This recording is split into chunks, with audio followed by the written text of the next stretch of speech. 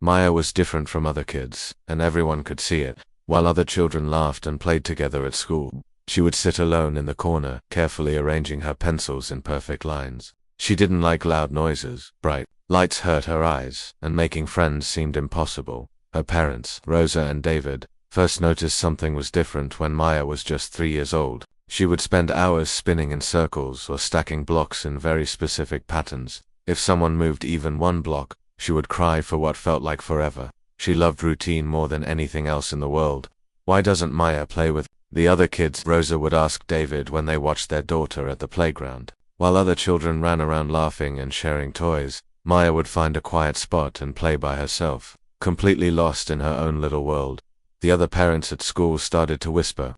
They didn't mean to be cruel, but they would look at Maya with concerned faces and ask Rosa questions that made her heart hurt. "Have you thought about getting her checked by a doctor?"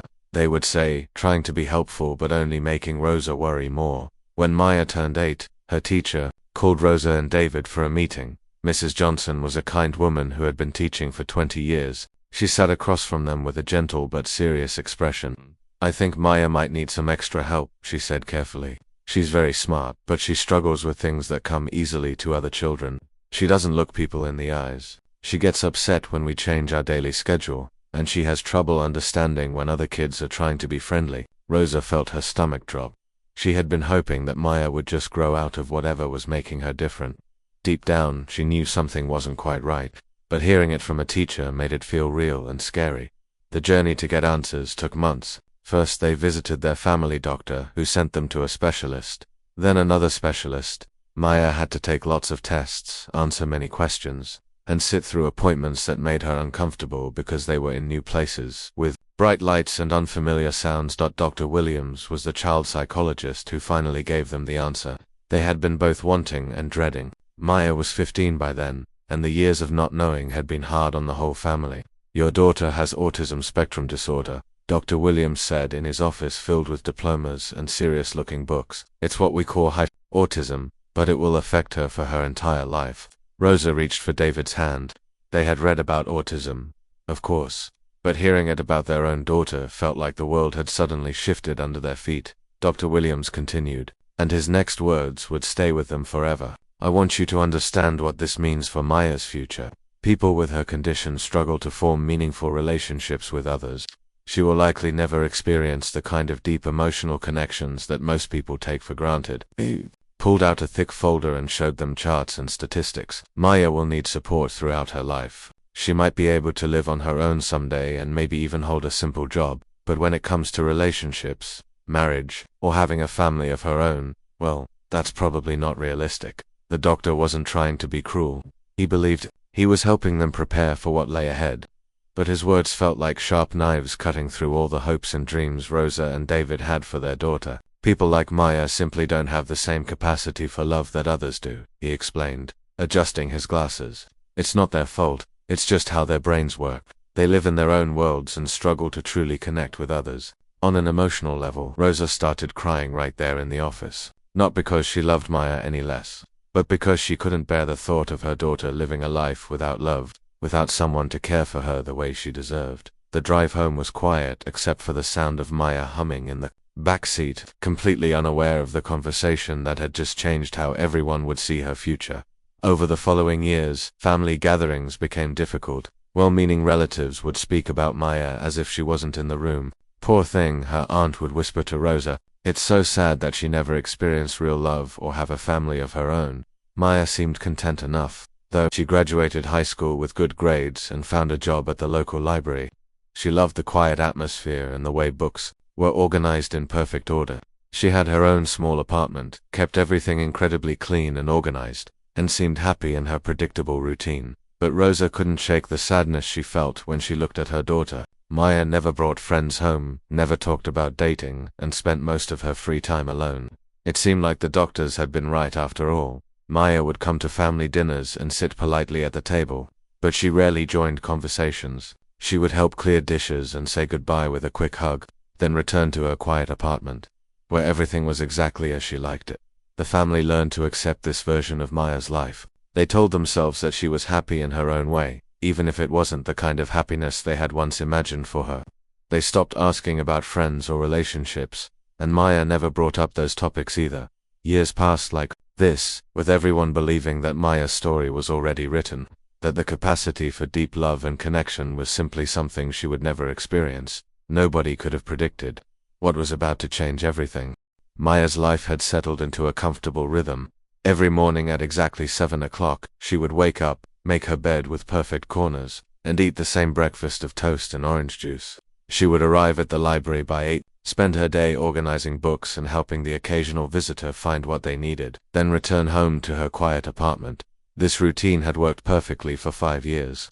Maya felt safe in her predictable world where everything had its place and nothing unexpected happened. Her family had stopped worrying about her quite so much, accepting that this was simply how Maya's life would be. But life has a way of surprising us when we least expect it. It was a Tuesday evening when Maya's younger sister Luna called her with news that would change everything. Luna had always been different from the rest of the family when it came to Maya. While others spoke about Maya's limitations, Luna saw her sister's quiet strengths. She noticed how Maya remembered everyone's birthdays, how she always brought exactly the right gift, and how she listened carefully when people talked, even if she didn't say much back. "Maya, I have something exciting to tell you," Luna said over the phone, her voice bubbling with happiness. "I'm going to have a baby." Maya felt a strange flutter in her stomach. She had never thought much about babies or children. They seemed loud and unpredictable, two things that made her very uncomfortable. But hearing the joy in Luna's voice made her feel something warm and unfamiliar. "That's nice," Maya said, which was her usual response when she didn't know what else to say. Luna laughed. "Just nice. Maya, you're going to be an aunt. This little person is going to be part of our family." Over the next few weeks, Maya watched as Luna's excitement grew, but she also noticed something else. Luna looked tired, more tired than Maya had ever seen her. When the family gathered for Sunday dinner, Luna would sit quietly, her hand resting on her growing belly, looking worried. One evening, Luna called Maya again, but this time her voice was different, scared. "Maya, the doctor says I need to stay in bed for the next 3 months. The baby is coming too early if I don't rest completely. I can't work. I can't even do basic things around the house." Maya listened carefully. She could hear Luna trying not to cry. "Everyone is so busy with their own lives," Luna continued. "Mom and Dad are trying to help, but they have their own health problems now. My friends have their own families to take care of. I don't know what I'm going to do." Maya felt something she rarely experienced, a strong urge to help. Usually, when people had problems, Maya felt bad for them but didn't know how to help. This time was different. "What do you need?" Maya asked. Luna was quiet for a moment, as if she couldn't believe Maya was offering. "Well, I need help with grocery shopping, cleaning, maybe some meal preparation. But Maya, I know you like your routine, and I know being around sick people and chaos isn't comfortable for you." Maya thought about her perfectly organized life, her peaceful evenings, her predictable schedule. Then she thought about Luna, who had always been kind to her, sitting alone and scared about her baby. "I can help," Maya said simply. "Are you sure? I mean, really sure? Because once the baby comes, things are going to be even more complicated. Babies cry a lot, they need attention at all hours, and everything becomes unpredictable." Maya felt that flutter in her stomach again, but this time it wasn't uncomfortable. It felt almost like excitement. "I'm sure," she said. The family was shocked. When Maya announced her decision, her parents exchanged worried looks across the dinner table. "Honey," her mother Rosa said gently, "taking care of Luna and a new baby is a big responsibility. Are you certain you want to take this on?" Maya's father David was more direct. "Maya, you've never shown much interest in children. This is going to be very different from organizing books at the library." But Luna defended her sister. "Maya has always been there for our family in her own way. She might surprise us all." Maya began preparing for this new role the way she approached everything with careful planning and research. She went to the library during her lunch breaks and checked out every book about pregnancy, childbirth, and baby care. She made detailed notes, created charts about feeding schedules and sleep patterns, and even practiced folding tiny baby clothes that Luna had started buying. Her co-workers at the library noticed the change in Maya's reading habits. Mrs. Peterson, the head librarian, was curious about Maya's sudden interest in child development books. "Are you thinking about working with children, Maya?" she asked kindly. "I'm going to help my sister with her baby," Maya replied, and Mrs. Peterson was surprised to see something she had never seen before in Maya's eyes. genuine excitement. As Luna's pregnancy progressed and she grew more uncomfortable, Maya began spending more time at her sister's house. She learned to cook simple meals that wouldn't upset Luna's sensitive stomach. She organized the baby's room with the same careful attention she gave to the library books, making sure everything was clean and perfectly arranged. What surprised everyone, including Maya herself, was how naturally she adapted to Luna's changing needs. When Luna couldn't sleep because the baby was kicking, Maya would sit quietly beside her bed, reading aloud in her calm, steady voice until Luna finally relaxed. When Luna worried about whether she would be a good mother, Maya would listen patiently and offer practical solutions. "You've thought of everything," Luna said one evening as Maya helped her organize baby supplies. "I never expected this, but you're going to be an amazing aunt." Maya felt something warm spread through her chest. For the first time in her life, someone needed her, not despite her differences, but because of her unique way of seeing and organizing the world. As Luna's due date approached, Maya found herself thinking about the baby more and more. She wondered what the little person would look like, whether they would be quiet or loud, and how she would feel when she finally met them. She had no idea that this tiny person, not yet born, was about to teach her something that would change everything she thought she knew about herself and about love. The storm came without warning on a Tuesday night in October. Maya was at home, organizing her weekly schedule, when her phone rang at 11:30. It was Luna, and her voice was shaking. "Maya, something's wrong. The baby is coming now, and it's too early. Can you drive me to the hospital? Everyone else is too far away." Maya felt her heart start beating fast. She didn't like unexpected changes, and she had never driven anyone to a hospital before, but hearing the fear in Luna's voice made her forget about her own discomfort. "I'm coming right now," Maya said, grabbing her car keys. The drive to the hospital was the longest 20 minutes of Maya's life. Luna was breathing heavily in the passenger seat, gripping Maya's hand whenever the pain got worse. Maya had never seen anyone in this much discomfort, but instead of feeling overwhelmed, she found herself staying calm and focused. "Everything is going to be okay," Maya heard herself saying, even though she wasn't sure if that was true. "The doctors know what to do." At the hospital, everything happened very quickly. Nurses rushed Luna into a room while Maya sat in the waiting area, watching the clock and counting the minutes. She had brought a book to read, but for the first time in her life, she couldn't concentrate on the words.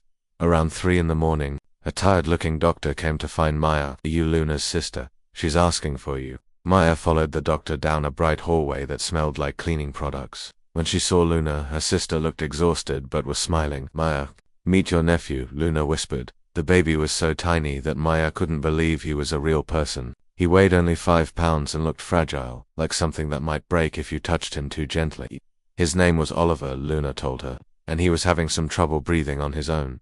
The nurses were busy checking Oliver's vital signs and making sure he was stable. Maya watched from the corner of the room, feeling unsure about what she should do. She had read all those books about babies, but nothing had prepared her for seeing this tiny, vulnerable person who needed so much help. "He needs skin-to-skin contact to help regulate his temperature and heart rate," one of the nurses explained to Luna. "But you're too exhausted right now. Is there another family member who could help?" Luna looked at Maya with hopeful eyes. "Would you be willing to hold him? I know it's asking a lot." Maya had never held a baby before. She was afraid she might do something wrong or hurt him somehow. But looking at Oliver, who seemed so small and alone, she felt something she had never experienced before, a strong need to protect him. "What do I need to do?" Maya asked. The nurse helped Maya sit in a comfortable chair and showed her how to position Oliver against her chest.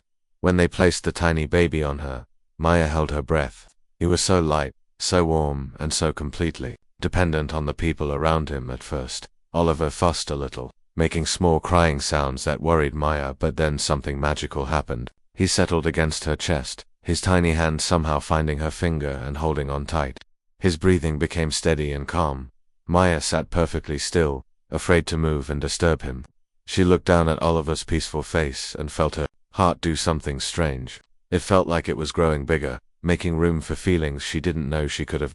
Tears started falling down her cheeks, but they weren't sad tears. For the first time in her 28 years, Maya understood what people meant when they talked about love at first sight. It wasn't romantic love, but something deeper and more powerful, a fierce, protective feeling that made her want to keep this little person safe forever. 2 hours passed, like minutes. Maya didn't move, didn't speak, just held Oliver while he slept peacefully against her heartbeat. The nurses checked on them regularly, amazed by how calm the baby remained in Maya's arms. "You're a natural," one of the nurses told Maya. "He's never been this settled since he was born." When Oliver finally woke up, he didn't cry. Instead, he opened his dark eyes and seemed to look right at Maya. She felt like he was seeing her, really seeing her, in a way that no one ever had before. "Hello, Oliver," Maya whispered. "I'm your Aunt Maya, and I'm going to take very good care of you." The weeks following Oliver's birth surprised everyone, especially Maya herself. What started as helping Luna recover became something much more meaningful. Maya found herself visiting every day, not because she felt obligated, but because she genuinely wanted to be near Oliver. Luna noticed the change in her sister immediately. Maya, who had always been uncomfortable around chaos and unpredictability, seemed completely at ease with a crying baby who needed attention at all hours of the day and night. "I don't understand it," Luna told their mother Rosa over the phone one afternoon. "Maya actually looks forward to diaper changes and feeding time. She's better at calming Oliver down than I am sometimes." Maya had approached caring for Oliver the same way she approached everything else, with careful study and methodical planning. But what surprised everyone was how naturally her systematic approach translated into excellent baby care. She tracked Oliver's feeding patterns in a detailed notebook, noting exactly when he ate, how much he drank, and how long he slept afterward. She created charts showing his growth and development, celebrating each small milestone with genuine excitement. But it wasn't just the practical aspects of care that Maya excelled at. Oliver responded to her presence in ways that amazed the whole family. When he was fussy and nothing else worked, Luna would call Maya, and within minutes of Maya's arrival, Oliver would calm down. "It's like he knows you're here," Luna observed one evening as Maya gently rocked Oliver to sleep. "He gets this peaceful look on his face the moment you walk into the room." Maya discovered that her autism, rather than making childcare difficult, actually gave her unique advantages. Her attention to detail meant she noticed subtle changes in Oliver's behavior that others missed. When he was getting sick, Maya spotted the early signs before anyone else. When he was overstimulated, recognized his need for quiet time. Her preference for routine provided Oliver with the consistency and predictability that babies crave, while other family members got flustered when Oliver cried. Maya remained calm and methodical, working through his possible needs one by one until she found the solution. "You have a gift with him," Luna told Maya one day as they watched Oliver playing happily on his blanket. "I used to worry about you being alone all the time, but now I think maybe you were just waiting for the right person to care for." When Luna decided to return to work part-time when Oliver was 3 months old, she asked Maya if she would be willing to babysit regularly. Maya agreed immediately, and soon she was caring for Oliver 3 days a week. Their neighbors began to notice the transformation in Maya. Mrs. Chen, who lived next door to Luna, often saw Maya pushing Oliver in his stroller around the neighborhood. She was amazed by the patience and gentleness Maya showed with the baby. "I never would have expected it," Mrs. Chen told her husband. "Maya always seemed so distant and uncomfortable around people. But with that baby, she's like a completely different person." Maya began talking to Oliver constantly while she cared. For him, she would narrate everything she was doing, read him books, and sing lullabies in a soft voice that no one in her family had ever heard before. Oliver would listen intently, his dark eyes following Maya's face as if he understood every word. "You're very smart, aren't you, Oliver?" Maya would say as she changed his diaper. "You know exactly what you need, and you're not afraid to tell us. I admire that about you."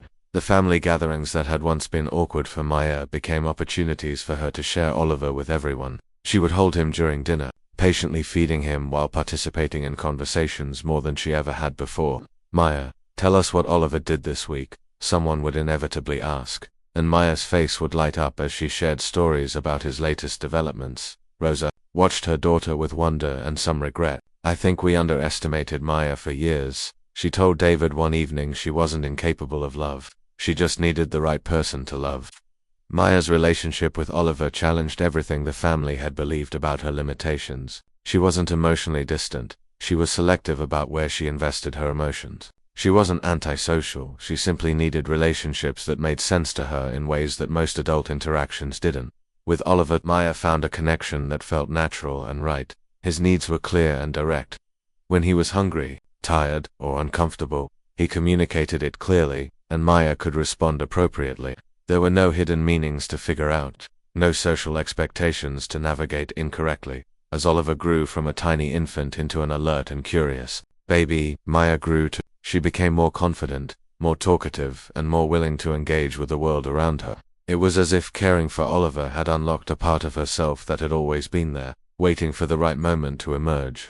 By the time Oliver celebrated his first birthday, the transformation in Maya was undeniable. The quiet, solitary woman who had once seemed disconnected from the world around her had become a devoted caregiver whose bond with her nephew amazed everyone who saw them together. Oliver's first word wasn't mama or dada as Luna had expected. It was Maya, or rather his baby version of it, Mai. When Luna told Maya about this milestone over the phone, Maya had to sit down because her legs suddenly felt weak.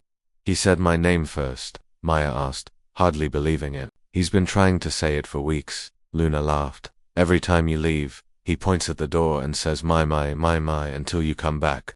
This small moment marked something significant.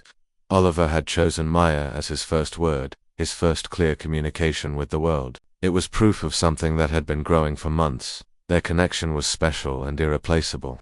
As Oliver became a toddler, his preference for Maya became even more obvious. When he fell down and scraped his knee, he would run to Maya for comfort. When he was tired, he would climb into her lap and fall asleep. When new people came to visit, he would hide behind Maya's legs until he felt safe enough to say hello. Maya's approach to caring for Oliver evolved as he grew. She created educational games that helped him learn colors and shapes. She built elaborate block towers with him, never getting frustrated when he knocked them down.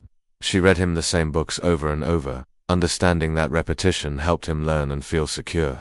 "You're so patient with him," Luna observed. One afternoon, as Maya calmly helped Oliver pick up toys he had scattered across the living room, "I sometimes get tired of the repetition, but you seem to genuinely enjoy it." Maya realized that her autism, which had made adult relationships challenging, actually made her perfectly suited to understand a child's needs. Oliver's direct communication style matched her own. His need for routine and predictability aligned with her preferences. His honest emotional expressions were refreshing after years of trying to decode the complex social signals of adults. When Oliver turned to Luna, made a decision that surprised the entire family. She asked Maya to be Oliver's legal guardian if anything ever happened to her and her husband. "Are you sure about this?" Rosa asked Luna privately. "It's a huge responsibility, and Maya has never expressed interest in having children of her own." "Mum, look at them together," Luna replied. "Maya doesn't just love Oliver, she understands him in a way that even I sometimes don't. She sees his needs before he even knows he has them. She's the most natural mother I've ever seen, even if she's not his biological mother." The guardianship papers were signed on a sunny Tuesday afternoon. Maya held Oliver while Luna explained what the documents meant. "This means that if something happens to me, you'll be Oliver's new mummy," Luna told her son. "Is that okay with you?" Oliver looked at Maya with his serious dark eyes and nodded solemnly. My, he said, patting her cheek with his small hand. Maya felt that familiar warmth in her chest, the feeling that had become as natural as breathing over the past 2 years. She thought back to all those doctors and specialists who had told her family that she would never experience deep emotional connections. They had been wrong about so much. Love, Maya had learned, wasn't just about romantic relationships or traditional friendships. Love was about understanding, patience, and showing up consistently for someone who needed you. Love was about seeing someone exactly as they were and caring for them, not despite their differences, but because of their unique place in your heart. Maya's love for Oliver was expressed through her careful attention to his routines, her patient responses to his endless questions, and her unwavering presence in his life. It wasn't dramatic or passionate like love in movies. It was steady, reliable, and deeply rooted in genuine care and understanding. As Oliver grew into a chatty 3-year-old, he would often tell people about his Mai with pride. "Mai knows everything," he would announce to strangers at the grocery store. "She makes the best snacks and she reads me stories with funny voices." Maya had indeed learned to do funny voices while reading, something that would have embarrassed her terribly before Oliver came into her life. But seeing his delighted laughter was worth any discomfort she felt. The family dynamics had shifted completely. Maya was no longer the quiet relative who sat in corners at gatherings. She was Oliver's primary caregiver and advocate, the person he trusted most in the world. Family members began asking Maya's opinion about child-rearing decisions, recognizing her expertise and natural intuition. "You've changed all of us," Luna told Maya one evening as they watched Oliver play in the backyard.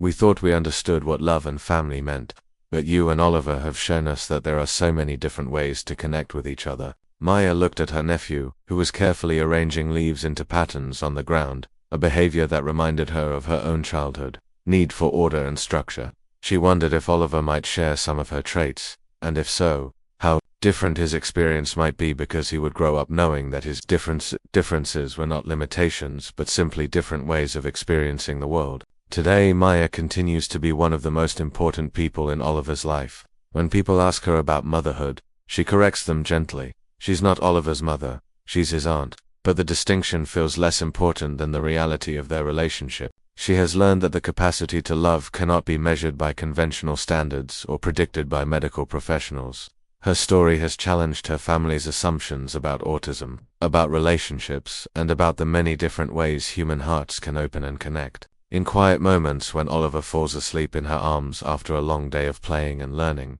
Maya sometimes thinks about those early predictions about her future. The experts had said she would never experience deep emotional bonds, never have meaningful relationships, never understand love in the way others do. They had been wrong about everything. Love had always been there inside her, patient and waiting for the right person to appear.